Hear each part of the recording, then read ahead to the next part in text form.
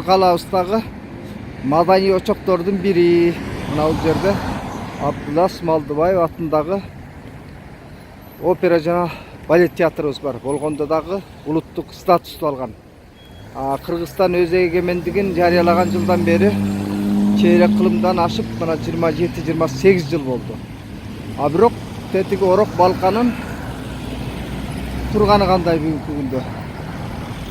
Советтик доордо жашап атабызбы же эгемендүү Кыргызстанда жашап атабызбы? Эгер эгемендүү мамлекетте жашап атабыз десек, эмне үчүн совет мезгилиндеги Орок Балканын элесин алмаштырып койгонго бир намыс арыбыз жетпейт, ариетибиз жетпейт, же каражатыбыз жетпейби, же акылыбыз жетпейби, уятыбыз жетпейби? Айтор монтип мамлекеттик мекемелердин, мамлекеттик момундай жайлардын көбүнө карасаңыздар бүгүнкү күнгө чейин Орок Балканын символу турат. Эмне ушуну алмаштырып коер башка биз ыйык түшүнүктөр жокпу? Башка символдук артыкчылыктар жокпу? Биздин баалуулук кайсы? Эгемендүүлүкпү же совет доорунун эң себеби? Совет доору бизге калтырган мурас деп бир тарых барагы деп сактап кое беребизби? Ушуну алмаштырып коюуга мэриянын каражаты жетпейби же эрки жетпейби? Мамлекеттин бюджетинен ушул деле көп акчаны тонобойт, ансыз деле ачы элдин чоң курсактары кумга сиңгенде жок кылып атпайбы? Анан улуттук деген статусту берип койгон театрыбыздын маңдайында мотип Орок Балканын символикалык туюнтмасы сакталып турганы биздин элдин көкүрөгүндөгү бир намысты ойготпойт экен го. Анда биз эгемендүү элкебиз деп төбөтөйбүздү көккөргүтүп оозубузду толтура айткандан эмне майнап, эмне опа? Ушуну бир ойлонуп көрбөйлүбү туугандар. Андан башка деле толтура жайлар бар. Аны дагы биз жолуң болгур Кыргыздын ушундай жосундары четтен көргөзүп турабыз. Кечээ болсо улуттук китепкана дедим, улуттук университеттин акыбалын көргөздүк. Тиги ал жактын окуу жайдын баскан турган жери кандай акыбалда экенинчи. Биз ошентип өзүбүздүн кемчилигибизди өзүбүз ашкерелеп турмайын, коомдук бир сапаттын өнүгүүсүнө өзүбүз себепкер болбосок болбойт окшойт. Ар бирибиздин уятыбызды шибегедей чукулап айта турган чындыктар бар. Кээде көз жумуп кое албайт экенбиз ошого.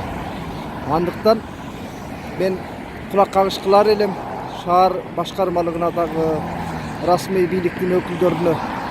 Ушул нерседен, ушундай көрүнүштөн уялбайсыздарбы?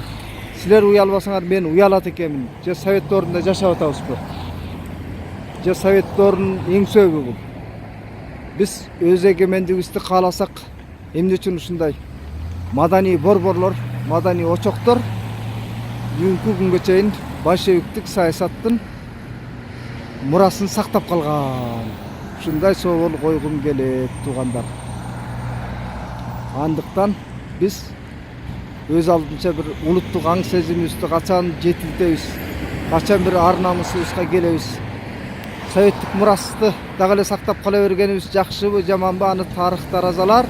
Бирок мен акылыма таразалаган нерсе, ушул акылыма сыйбаган нерсе так момундай көрүнүштөр. Ким кандай кабыл алса ошондой кабыл алсын. Борбор калабыздын чок ортосундагы момундай көрүнүштөргө биз сынчыл көз караш менен да карашыбыз керек го дейм. Андыктан мен замандаштарга да айтар элем, деги эле шаар тургундарына болобу, кыргыз урпагына айтарым ушул. Эгер биз өзүбүздүн эгемендигибизди жар салган болсок, демек өзүбүз улуттук бир жер пайыбызды түптөөдө мамлекеттик түзүмдүү маданий дөөлөттөрдүн момундай ашыкча символдук белгилеринен арылып, өз алдынча бир улут катары сапатыбызды, аң сезимибизди өстүрүүнү ойлой турган кезең деп ойлойм. Мына шаңкайып турган эстеликтер убагында албетте эмгек менен тургузулган, каражат кеткен, түшүнөм аны. Бирок биздин бүгүнкү күндөгү баалуулуктар булар болбошу керек го. Театр заңкайып тура берсин, бул 39-жылы курулса керек эле. Мен билгенден Орто Азияда эң көзгө басар маданий жайлардын бири ушул биздин Абдулас Малдыбай атындагы опера балет театры. Себеби ал жактагы мыкты ырчылардын, бийчилердин айтымында дагы, оркестр музыканттардын айтымында дагы театрдын ички акустикасы ушунчалык төгөрөй төпкел куруштурулган, немистердин колунан курулган экен. Ал эми сыртына келгенде монтип совет мезгилинин пропагандалык саясаты бүгүнкү биздин эгемендик доордо жашап турууга тийишпи, жокпу? Биз качан түп тамырыбыздан баалуулуктарды өзгөртөбүз? Качан түп тамырынан биз эгемендикти тааныйбыз деген суроо бар менде. Эмесе кийинки кезекте дагы башканы кеп кылабыз. Бул жолу ошол жолуң болгур кыргыз. Мына жолуң болгур кыргыз урпактары мынтип кетип баратыр көчөдө. Айдыгердей.